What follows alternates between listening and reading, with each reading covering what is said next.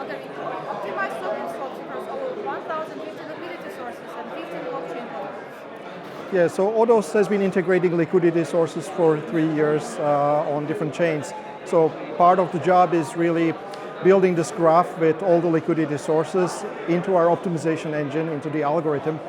And the second aspect of the algorithm that we developed that finds the optimal path. It's really a difficult solution, difficult mathematical optimization.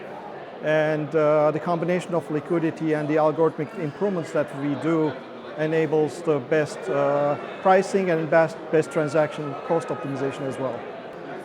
How does ODOS balance root complexity with gas fees to ensure cost-effective transactions for users? Yeah, the gas fees, thankfully with layer 2 scaling and other chains, actually gas fees are going down, which is great news because gas costs are part of the optimization and we can only make complicated, complex routes only if gas costs are lower.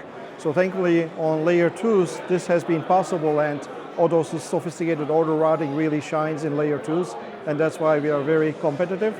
And I think the future is even brighter because gas costs are only going down.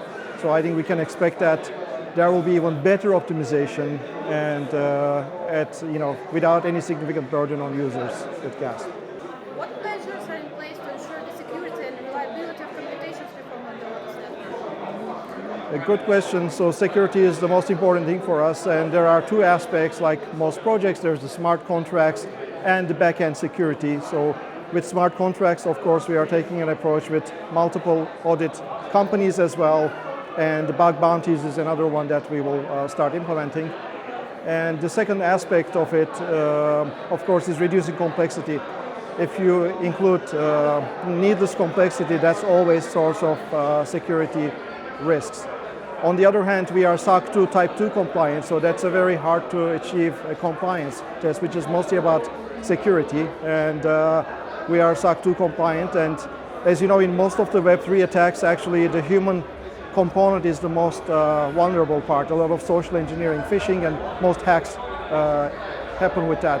So with SOC 2 compliance, we are educating all our engineers basically, and we are doing our best. What's next for ODOS in terms of expanding its routing engine to support real-world assets or permissionless DeFi products? Yeah, real-world assets that are coming on-chain, especially in DEXs, on DEX pools, they're really exciting for us, but of course these institutions have different requirements such as KYC and they need to deal with counterparty risk, so they can't just like tokenize and bring these to the standard DEXs. So what we can do for them is whitelisting and creating permission pools and creating the requirements so that they can work still with DeFi, staying compliant. So ODOS is able to make that happen with the whitelisting and other transparency that we bring.